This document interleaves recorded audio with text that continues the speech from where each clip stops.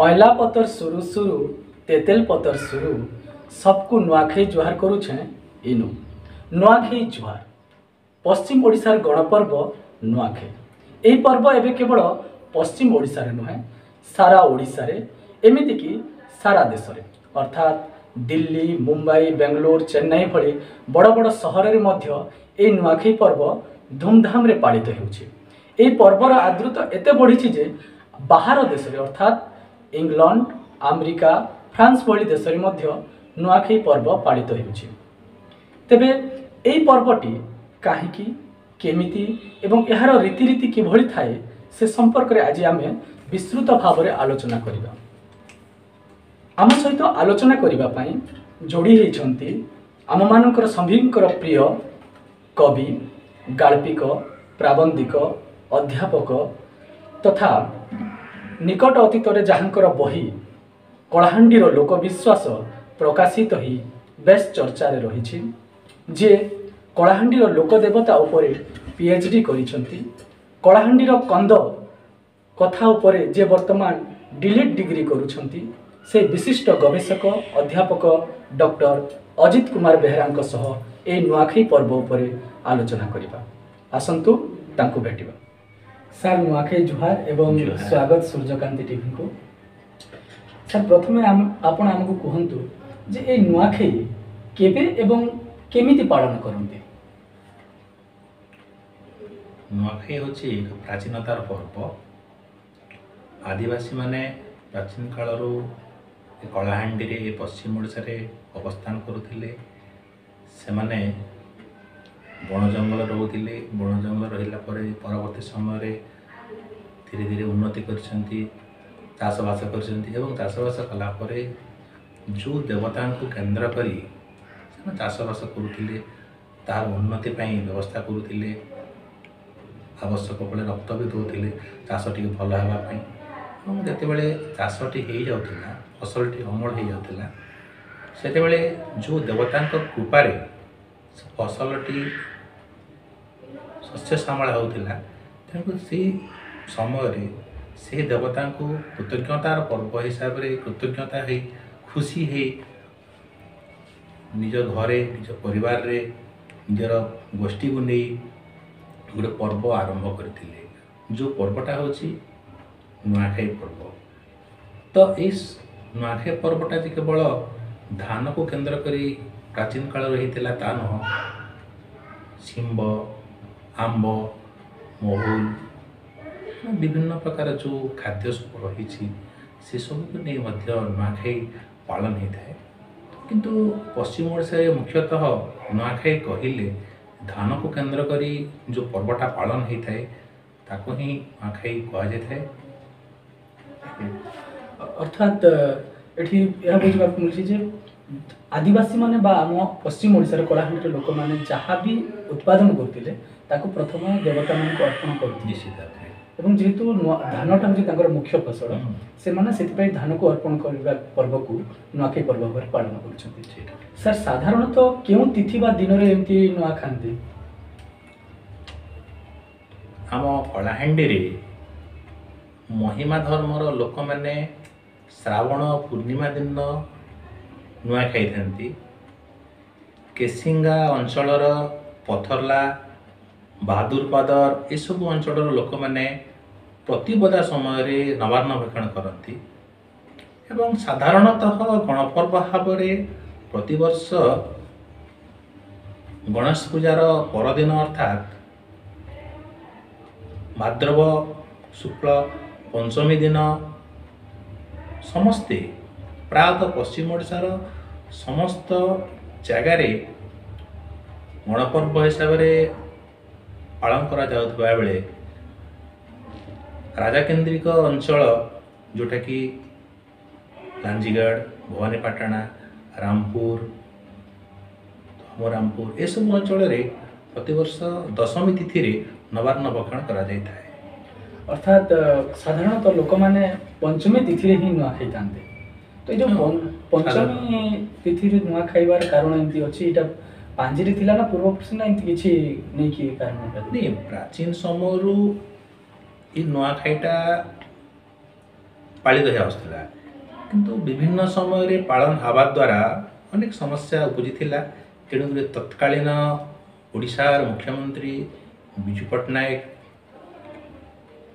ସର୍ବତ୍ର ଭାବରେ ସରକାରୀ ଦିବସ ହିସାବରେ ଛୁଟି ଘୋଷଣା କରିଛନ୍ତି ଏବଂ ଏହି ଦିବସକୁ ଗଣପର୍ବ ଭାବରେ ପାଳନ କରିଛନ୍ତି। ଏ ଗଣପର୍ବ ସମସ୍ତଙ୍କ ପାଇଁ ସୁବିଧା ହେବ ଯେମିତି ଭାବରେ ସେଥିପାଇଁ ଏହାକୁ ଛୁଟି ଘୋଷଣା କରି ପାଳନ କରାଯାଉଛି। ଅର୍ଥାତ୍ ସ୍ୱର୍ଗତ ବିଜୁ ପଟ୍ଟନାୟକ ହିଁ ଆମର ଭାଦ୍ରବ ଶୁକ୍ଳପକ୍ଷ ପଞ୍ଚମୀକୁ ନୂଆଖାଇ ଭାବରେ ଘୋଷଣା କରିଥିଲେ। ତେବେ ସାର୍ ଆଉ ଗୋଟେ ପ୍ରଶ୍ନ, ସାର୍ ଏ ଯେଉଁ ନୂଆଖାଇଟା ସାଧାରଣତଃ କେତେ ଦିନ ଧରି ପାଳନ କରିଥାନ୍ତି, କେବେଠୁ ଆରମ୍ଭ ହୋଇଥାଏ ଏବଂ କେବେ କରନ୍ତି ଏବଂ କେବେ ସରିଥାଏ ନୂଆଖାଇଟା? ନୂଆଖାଇ ପର୍ବ ଯେତେବେଳେ ପାଳନ କରାଯାଏ ତା ପୂର୍ବରୁ ଘରକୁ ଲିପା ପୋଛା କରାଯାଏ ଏବଂ ବିଭିନ୍ନ ଘରେ ଥିବା ବିଭିନ୍ନ ସାମଗ୍ରୀକୁ ସଫା କରାଯାଏ। ବିଭିନ୍ନ ସାମଗ୍ରୀ ଯେଉଁ ସବୁ ରହିଲା ଟୋକେଇ ରହିଲା କିମ୍ବା ଅନ୍ୟାନ୍ୟ ଯେତେ ସବୁ କୃଷି କାର୍ଯ୍ୟ ସାମଗ୍ରୀ ସେସବୁକୁ ସଫା କରାଯାଏ।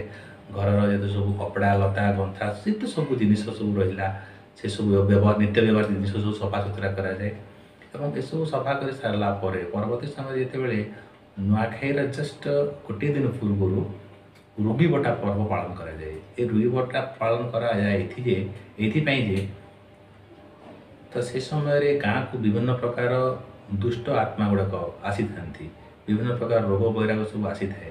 କିନ୍ତୁ ଏଇ ଯେଉଁ ରୋଗୀ ବଟା ପର୍ବ ପାଳନ କରାଯାଏ, ଏହି ପର୍ବ ମାଧ୍ୟମରେ ସେଇ ଯେଉଁ ଦୁଷ୍ଟ ଆତ୍ମା ଗୁଡ଼ିକୁ ରୋଗମାନଙ୍କୁ ଦୂରୀଭୂତ କରାଯାଇଥାଏ, ଗାଁରୁ ବିତାଡ଼ିତ କରାଯାଏ।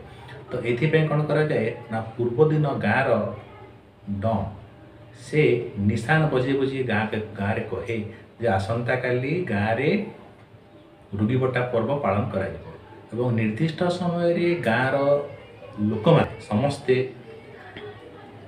ଘରୁ ଅକ୍ତା ଯେଉଁ ଅକ୍ତାରେ ଗୋଟେ ଅଙ୍ଗାରରେ ବିଭିନ୍ନ ପ୍ରକାର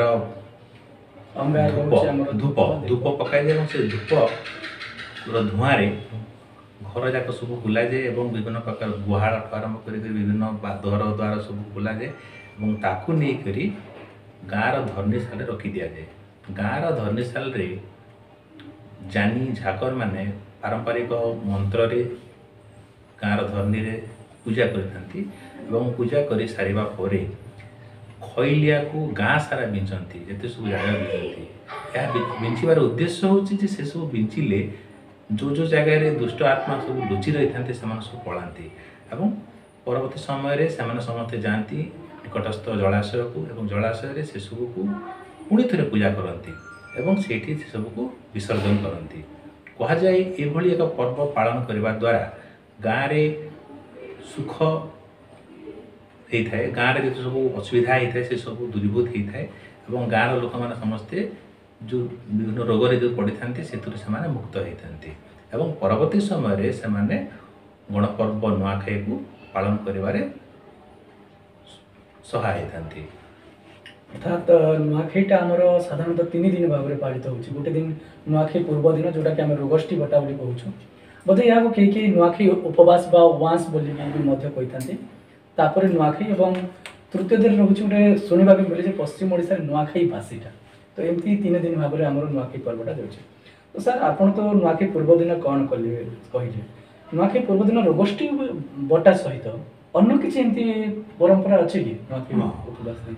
ସେ ଉପବାସ ଦିନ ଘରର ମୁରବୀ କିମ୍ବା ଗାଁର ଜାନି ଝାକର ସମସ୍ତେ ଉପବାସ ରହିଥାନ୍ତି ଏବଂ ଉପବାସ ରହି ଗାଁର ଜାନି ବା ଝାକର ବିଭିନ୍ନ ଦେବତାମାନଙ୍କୁ ନିମନ୍ତ୍ରଣ କରିଥାନ୍ତି ଏବଂ ଘରର ମୁରବୀ ଘରର ପିତୃପୁରୁଷ ଡୁମାଙ୍କୁ ନିମନ୍ତ୍ରଣ କରନ୍ତି ଏବଂ କୁହନ୍ତି ତୁମେମାନେ ଆସ ଆମର ଯେଉଁ ପର୍ବଟି ପାଳନ କରୁଛୁ ସେ ପର୍ବରେ ସମସ୍ତେ ସାମିଲ ହେବ।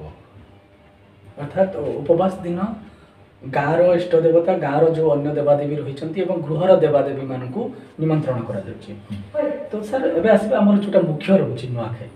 ତ ଏଇ ନୂଆଖାଇଟା କେମିତି ପାଳନ କରନ୍ତି, ନୂଆଖାଇରେ କେଉଁ ଭଳିଆ ରୂପରେଖା ଦେଖାଯାଏ ସେ ସମ୍ପର୍କରେ ଟିକେ ଆମକୁ କୁହନ୍ତୁ। ନୂଆଖାଇ ତ ପ୍ରାଚୀନ ସମୟରୁ ପାଳନ କରାଯାଉଛି। ଏଇଟା ହେଉଛି କୃଷିଭିତ୍ତିକ ପର୍ବ, ଏଇଟା ହେଉଛି କୃତଜ୍ଞତାର ପର୍ବ। এই ପର୍ବରେ ମଣିଷ ନିଜର କୃଷି ଜାତ ଫଳକୁ ବା କୃଷିଜାତ ସାମଗ୍ରୀକୁ ବା କୃଷିଜାତ ଶସ୍ୟକୁ ପ୍ରଥମେ ଭଗବାନଙ୍କ ନିକଟରେ ସମର୍ପଣ କରିଥାଏ। ତ ଏଇଟା ହେଉଛି ସମର୍ପଣର ପର୍ବ। ଏହି ସମର୍ପଣ କିଭଳି ଭାବେ ହେଇଥାଏ ନା ବିଭିନ୍ନ ନୀତି ନିୟମ ଅନୁସାରେ ଘରର ମୁରବୀ କୌଣସି ଏକ କ୍ଷେତକୁ ଯାଇଥାନ୍ତି, ଯେଉଁ କ୍ଷେତଟା ପ୍ରଥମ ଫଳ ହେଇଥାଏ ଧାନ, ସେ ଧାନକୁ ଆଣିଥାନ୍ତି ଏବଂ ସେ ଧାନକୁ ଆଣି ଘରେ ଚୁଡ଼ା କୁଟି ସାରିଲା ପରେ ସେଥିରେ ଗୁଡ଼, ଚିନି, ମହୁ, କଦଳୀ ଏବଂ ବିଭିନ୍ନ ପ୍ରକାର ଫଳ ସେଥିରେ ମିଶାଇ ଗୋଟିଏ ପ୍ରକାର ଜିନିଷ ପ୍ରସ୍ତୁତ କରାଯାଇଥାଏ। ହଁ, ଚୁଡ଼ା ସବୁ ପ୍ରସ୍ତୁତ କରାଯାଇଥାଏ ଏବଂ ସେସବୁକୁ ପ୍ରସ୍ତୁତ କରି ସାରିଲା ପରେ ଘରର ମୁରବୀ ଘରର ଇଷ୍ଟ ଦେବତାଙ୍କ ଠାରେ ସମର୍ପଣ କରିଥାନ୍ତି ନୀତି ନିୟମ ସହିତ। ଏସବୁ ସରିଲା ପରେ ସମସ୍ତେ ଘରର କୌଣସି ଏକ ସ୍ଥାନରେ ଏକାଠି ବସନ୍ତି ଏବଂ ଗୋଟିଏ ସାଙ୍ଗରେ ସମସ୍ତେ ଖାଇଥାନ୍ତି। ଏବଂ ଏ ଖାଇବା ଭିତରେ ମଧ୍ୟ ଗୋଟେ ନିୟମ ଅଛି, ଘରର ଯିଏ ଝିଅ, ଘରର ଯିଏ ସବୁଠୁ ବୟସ୍କ ବା ଯାହାକୁ ଆମେ ସିଆନ୍ କହୁ, ସିଏ ପ୍ରଥମେ ସେଇ ଚୁଡ଼ା ବା ସେ ପ୍ରଥମ ଅନ୍ନକୁ ଭକ୍ଷଣ କରିଥାନ୍ତି ଏବଂ ପରବର୍ତ୍ତୀ ସମୟରେ ଅନ୍ୟମାନେ ତାକୁ ଖାଇଥାନ୍ତି। ସାର୍, ଏ ଯେଉଁ ନୂଆ ଚୁଡ଼ାକୁ କେଉଁଠି ଖାଆନ୍ତି? ପଶ୍ଚିମ ଓଡ଼ିଶା ହେଉଛି ଏକ ଆଦିବାସୀ ଅଞ୍ଚଳ। ଏହି ଆଦିବାସୀ ଅଞ୍ଚଳର ଲୋକମାନେ ଏହି ସମର୍ପଣର ପର୍ବ ନୂଆଖାଇକୁ ଯେତେବେଳେ ପାଳନ କରୁଥିଲେ, ସେ ସମୟରେ ଜଙ୍ଗଲରେ ଥିବା ବିଭିନ୍ନ ପତ୍ରକୁ ବ୍ୟବହାର କରୁଥିଲେ। ସେ ପତ୍ର ମାଧ୍ୟମରେ ହିଁ ନବାନ୍ନ ଭଗବାନଙ୍କ ନିକଟରେ ସମର୍ପଣ କରୁଥିଲେ ଏବଂ ସେହି ସମୟରେ ସେମାନଙ୍କ ପାଇଁ ଯାହା ସହଜଲଭ୍ୟ ହେଉଥିଲା ତାକୁ ସେମାନେ ବ୍ୟବହାର କରୁଥିଲେ। ଯେପରିକି ସାଧାରଣତଃ କୁରିପତ୍ରରେ ପାଳନ କରାଯାଇଥାଏ, ସମସ୍ତେ ନବାନ୍ନ ଭକ୍ଷଣ କରିଥାନ୍ତି। ଏପରିକି କିଛି ଅଞ୍ଚଳର ଲୋକମାନେ ରେଙ୍ଗାଲ ପତ୍ର ବ୍ୟବହାର କରନ୍ତି, ଆଉ କିଛି ସାହାଜ ପତ୍ର, ଆଉ କିଛି ସାରୁପତ୍ର ମଧ୍ୟ ବ୍ୟବହାର କରନ୍ତି। ଏସବୁକୁ ବ୍ୟବହାର କରି ବିଭିନ୍ନ ସମୟରେ ନବାନ୍ନ ଭକ୍ଷଣ କରିଥାନ୍ତି। ଏହା ସ୍ଥାନ ଭିତରେ ଅଲଗା ଅଲଗା। ଆଜ୍ଞା। ତ ସାର୍, ଏବେ ତ କହିଲେ ନୂଆ ଚୁଡ଼ା ସେମାନେ ଖାଇଲେ ବା ନବାନ୍ନ ଭକ୍ଷଣ କଲେ, ଏହାପରେ ନବାନ୍ନ କଲା ପରେ, ନବାନ୍ନ ନୂଆ ଚୁଡ଼ା ଖାଇସାରିଲା ପରେ ଆଉ କିଛି ରୀତିନୀତି ଅଛି, ସାଂସ୍କୃତିକ କାର୍ଯ୍ୟକ୍ରମ ହେଉ କିମ୍ବା ଅଲଗା କିଛି ପୂଜା ପଦ୍ଧତି ଏମିତି ଅଛି? ହଁ, ଯେତେବେଳେ ସମସ୍ତେ ନବାନ୍ନ ଭକ୍ଷଣ କରିସାରନ୍ତି, କରିସାରିଲା ପରେ ଦଳବଦ୍ଧ ହୋଇ ଗାଁ ଯାକ ସେମାନେ ବୁଲନ୍ତି। ଲୋକମାନେ ଯେତେବେଳେ ଗାଁ ଯାକ ବୁଲନ୍ତି ସେତେବେଳେ ଗାଁର ବୟୋଜ୍ୟେଷ୍ଠମାନଙ୍କୁ ନମସ୍କାର କରନ୍ତି, ପାଦ ଧରି ପ୍ରଣାମ କରନ୍ତି। ତ ଏସବୁ ବିଧି ରହିଛି। ଏହା ବ୍ୟତୀତ ଗାଁରେ ସନ୍ଧ୍ୟା ସମୟରେ ଲୋକମାନେ ଘୁମୁରା, ଢାପ ଏସବୁ ଜିନିଷ ବାଦ୍ୟଯନ୍ତ୍ର ଧରିକରି ଘର ଘର ବୁଲନ୍ତି ଏବଂ ଘର ଯାକ ବୁଲି ସେମାନଙ୍କୁ ନମସ୍କାର କରନ୍ତି ଏବଂ ସେଇ ଘରମାନଙ୍କରୁ ସେମାନଙ୍କୁ ବିଭିନ୍ନ ପ୍ରକାର ପିଠା ପଣା, କ୍ଷୀରି ଏବଂ କିଛି ଟଙ୍କା ପଇସା ମଧ୍ୟ ପ୍ରଦାନ କରନ୍ତି, ଯାହାକୁ ସେମାନେ ବହୁତ ଖୁସିର ସହିତ ଧରିକରି ଯାଆନ୍ତି ଘରକୁ। ଏବଂ ସେ ସମୟରେ ବିଭିନ୍ନ ପ୍ରକାର ନୃତ୍ୟ ସେମାନେ କରନ୍ତି। ଆମର ଯେଉଁ କଳାହାଣ୍ଡିର ବିଭିନ୍ନ ପ୍ରକାର ପାରମ୍ପରିକ ନୃତ୍ୟ ସବୁ ପରିବେଷଣ କରନ୍ତି। ସାର୍, ଏ ନୂଆଖାଇ ଦିନ ସନ୍ଧ୍ୟାରେ ଆମେ ଦେଖୁଥିଲୁ କିଛି ଛୋଟ ଛୋଟ ପିଲାମାନେ ଛୋଟ ଛୋଟ ଭାର କରିକି ଗୋଟେ ଗୀତ, ଗୋଟେ ପଦ ବୋଲିଥିଲେ, ଆଇଲା ଗୁଣିଆ ଚାବଲା ପେଟେ ଯା ଗୁଣିଆ ବାଟେ ବାଟେ। এই ପଦ କହିକି ସେମାନେ ଗାଁର ଆର ମୁଣ୍ଡକୁ ଯାଉଥିଲେ ଏବଂ ସେଟାକୁ ଫିଙ୍ଗୁଥିଲେ। এইଟା ସେମାନେ କ'ଣ କରୁଥିଲେ? এই ଯେଉଁ ଆଇଲା ଗୁଣିଆ ଚାବଲା ପେଟେ, ଏହାର ଅର୍ଥ କ'ଣ? ପ୍ରାୟତଃ ଏ ସମୟରେ ମଶାମାନଙ୍କର ପ୍ରାଦୁର୍ଭାବ ବୃଦ୍ଧି ପାଇଥାଏ। ତେଣୁକରି ଗୁଣିଆ, ଏ ଯେଉଁ ଆପଣ କହିଲେ ଟିକେ ଗୁଣିଆ ଅର୍ଥ ହେଉଛି ମଶା। ତ ଏଇ ମଶାମାନଙ୍କୁ କିଭଳି ଭାବରେ ଗାଁରୁ ବିତାଡ଼ିତ କରାଯାଇପାରିବ, ସେଥିପାଇଁ ଲୋକମାନଙ୍କର ଯେଉଁ ବିଶ୍ୱାସ ରହିଛି ଯେ ଯଦି ନବାନ୍ନର ସନ୍ଧ୍ୟା ସମୟରେ ପ୍ରତି ଘର ଘର ବୁଲି ପିଠା ସଂଗ୍ରହ କରାଯିବ ଏବଂ ସେ ପିଠାକୁ ନେଇ ଗାଁର ଶେଷ ମୁଣ୍ଡରେ ତାକୁ ଫିଙ୍ଗି ଦିଆଯିବ, ତେବେ ଗାଁରେ ବା ଘରେ ଯେସବୁ ମଶା ଥାଏ ସେସବୁ ମଶା ଚାଲିଯାଆନ୍ତି ବୋଲିକରି କୁହାଯାଏ। ତେଣୁକରି ଏଇ କାମଟା ଛୁଆମାନଙ୍କ ଦ୍ୱାରା କରାଯାଇଥାଏ। ଛୁଆମାନେ ପ୍ରତିବର୍ଷ ଏଭଳି କାର୍ଯ୍ୟ କରିବାର ମୁଁ ଦେଖି ଆସିଛି। କିନ୍ତୁ ଧୀରେ ଧୀରେ समय परिवर्तन हो आसले आग काल जिते मात्रा लोक मैंने ये कार्य करुले से देखा मिलूना दी चार जन पिला आसिक ये कार्यटा कर परंपरा को से बंचे रखी। आज्ञा तो सर ये आमर नुआखाई दिन कथा तापर नुआखाई आर दिन गोटे बासी पर्व जोटा आप कहते तो ये बासी को केमिति पालन करती नुआखाई पर्व आर दिन को बासी हिसाब पालन करा जाए। ये बासीटा हूँ खुशी खुशी दिन एमाने लोक मैंने मौज मजलिस करती विभिन्न प्रकार मद पान करती मांस काटिक पागबटा कर खाती। तो ये मांस काटिया भितर गोटे कथा मुझे कहबी प्राचीन काल जहाँ आम अंचल चली आसी गाँव जड़े व्यक्ति कौन एक छेली हो का मेंढा हो नहीं आसो एवं किसी व्यक्ति मान सहित मिसी कटा हम एवं भाग बंटा कर दिज्व से जो भागटा दिज्व प्रति परिवार को से परिवार लोक मैंने जिते धानटा अमल होमल ताहार मूल्य जहाँ थी से मूल्य प्रदान करती एवं से मूल्यटा से धान को पुटी आकार प्रदान करती। पुटी अर्थात नुआखाई दिन मांस नहीं कि खाइबे एवं धान अमल है पैसाटा धान आकार देवे आउटा पुटी आकार पुटीटा कौन सर पुटी मैंने 20 माण 20 माण को गोटे पुटी। आज्ञा आज्ञा 20 माण गोटे पुटी। तो ये सर आमर नुआखाई पर्व पर दीर्घ 3 दिन जोटा रोचे उपवास तापर नुआखाई तापर आम नुआखाई बासी तो नुआखाईटा है 3 दिन एवं आसवा टे सामाजिक कथा सर जे नुआखाई पर्व को साधारणतः भाईचारार पर्व कहुए तो प्रकृत में कौन नुआखाईटा भाईचारा स्थापन कर सफल हो पारे। हाँ ये भाईचारा संपर्क बंधन सेतुबंध संपर्क को सेतुबंध बांधि था ये रामचंद्र जो भाव लंका गला बेले सेतुबंध बांधि एवं रावण को विनाश करते ठीक से यही पर्व माध्यम आमर रावण रूपी आम जो शत्रु विभिन्न समय आमर व्यक्तिगत हो कि सामाजिक स्तर में मनोमालिन्य होता है परस्पर भितर द्वेष मनोभाव पोषण होता है यू को दूर करने ये पर्वटा सहायक होता है कारण यही दिन समस्ते मिलमिशि नवान्न भक्षण करती नवान्न भक्षण कर सारापर परस्पर को नमस्कार करती ये नमस्कार ये प्रणाम करने भितर ही से जो राग द्वेष जहाँ थिला ताहा भूली जाती और से दिन ठार से पुणी थे बंधुत्व भाव में जीवन निर्वाह करते। सर ये नुआखाई आमर दर्शक मान को आपन कौन कहना चाहिए। गणपर्व नुआखाई समस्त हर्ष उल्लासर पर्व हो समस्ते सुखरे जीवन यापन करूँ भगवान समस्त को सुख समृद्धि बचापी सहायक हूँ ये प्रार्थना। बहुत बहुत धन्यवाद सर आपण आम सूर्यकांति टीवी को एते समय देले सुंदर सुंदर भाव नुआखाई विषय आमको कहले तेणु सूर्यकांति टीवी एवं आमर अगणित दर्शक मान तरफ आपन को अनेक अनेक धन्यवाद। नुआखाई जोहार। जोहार।